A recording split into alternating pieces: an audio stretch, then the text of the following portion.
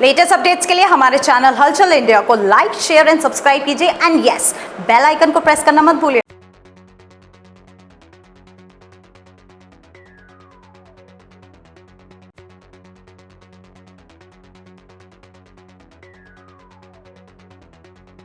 हापुड़ में करीब 56 मस्जिदों में आज ईद की नमाज पढ़ी गई है और सबसे बड़ी जो नमाज पढ़ी गई है वो ईदगाह पर पढ़ी गई है, जिसमें करीब 20 से 25 हजार नमाजियों की संख्या रही है। और ये बड़ी संख्या है। किस तरह से नमाज पढ़ी है, सुरक्षा के व्यवस्था के इंतजाम कैसे रहे हैं, जानेंगे। सर, किस तरह से ईद की नमाज पढ़ी गई है? ईद की नमाज यहाँ पे शांतिपूर्वक पढ़ी गई है और बड़े इत्मीनान से पढ़ी गई है। यहाँ की ईदगाह कमेटी, ईदगाह मैनेजमेंट, वॉलंटियर्स और पुलिस प्रशासन ने जो सहयोग किया है और पूरा सहयोग होने के कारण यहाँ पे नमाज बड़े आराम से सुकून के साथ में नमाज पढ़ी गई है।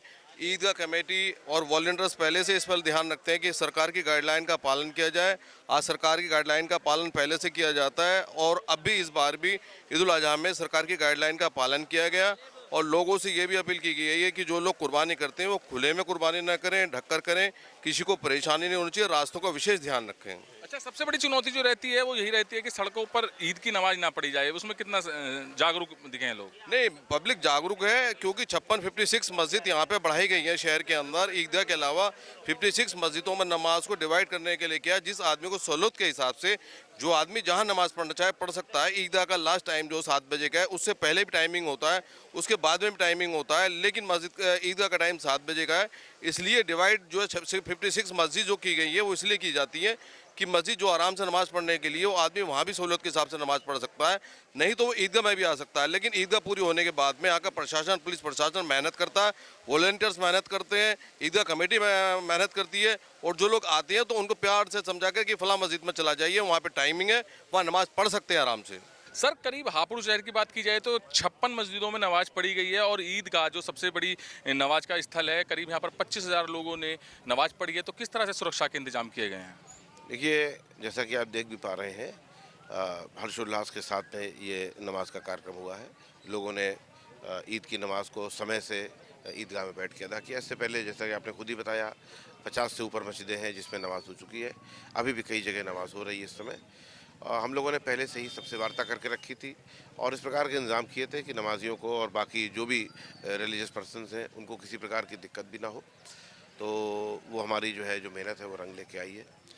साथ ही साथ मैं आपके माध्यम से लोगों से अपील भी करना चाहूँगा कि जिस प्रकार से पहले अपील करी गई थी, खुले में कुर्बानी ना करें, प्रतिबंधित पशुओं की कुर्बानी ना करें और हर्षोल्लास के साथ में अपने त्यौहार को मनाएं, दूसरे की भावनाओं का भी ख्याल रखें। अच्छा सर, सड़कों पे नमाज के लिए जो एक अभियान चलाया गया था उससे कितने लोग जागरूक हुए हैं?